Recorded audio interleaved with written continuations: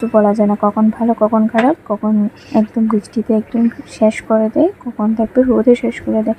তো ভাবছি কোথায় যাব কি করব, তার জন্য বসেছিলাম বৃষ্টিটা কখন কমবে, তার জন্য কমে গেল, তারপর বেরিয়ে পড়লাম আমি আমার ভাই, কেন কি ডিউটিতে যেতে হবে, লেট হয়ে যাচ্ছে।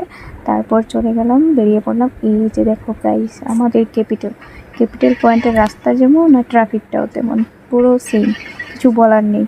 তারপর এই যেতে যেতে দেখলাম হঠাৎ করে এই রাস্তার মধ্যেও বড় বড় গাড়ি, দিন দুপুরে ভাবা যাচ্ছে সকাল 10টা বাজে, এর মধ্যে দেখো এত বড় বড় গাড়ি। আমি তো জানি এই বড় বড় গাড়ি রাস্তাতে 12টার আগে চলতে নেই, রাত্রি তবুও চলছে, যাই হোক কিছু করার নেই, কী করব। তারপর যাচ্ছি, বৃষ্টি, এর মধ্যে এত বাজে রাস্তা, কিছু বলার নেই, ভয় করে করে চলে গেলাম।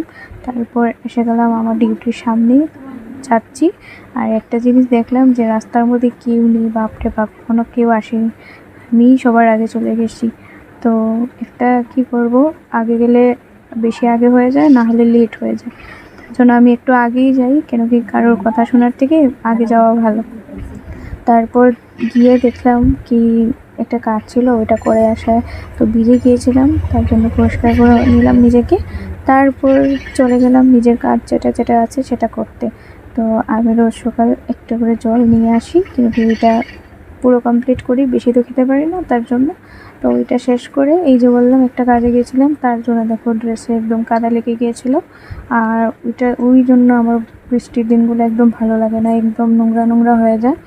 তারপর কি করব, কিছু করার নেই। তারপর আমার যাগুলো কাজ ছিল সেগুলো শেষ করে তারপর বসেছিলাম। তারপর ভাবছি যে কি করব কি না। তো এখন একটা জিনিস ফলো করলাম, এই যে দেখো আমার হাতের কি অবস্থা। তো হাতের একটা জিনিস ভাবলাম যে অনেক দিন হলো আমি একদম নেল পলিশ পরিনি, তাই ভাবলাম কি নেল পলিশ লাগাবো, বাট কি নেল পলিশ লাগাবো কি না সেটা আমি ভাবছি। তো তোমরা যদি কেউ সাজেস্ট করো ভালো হবে, তো সবাই একটা কমেন্টে বলে দাও কি নেল পলিশ পরবো।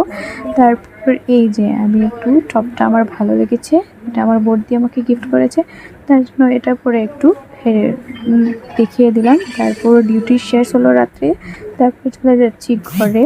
তো ঘরে গিয়ে আর কিছু করার নেই, আজকের জন্য এতটুকু। ভালো লাগলে লাইক ফলো করে দিও, থ্যাংক ইউ।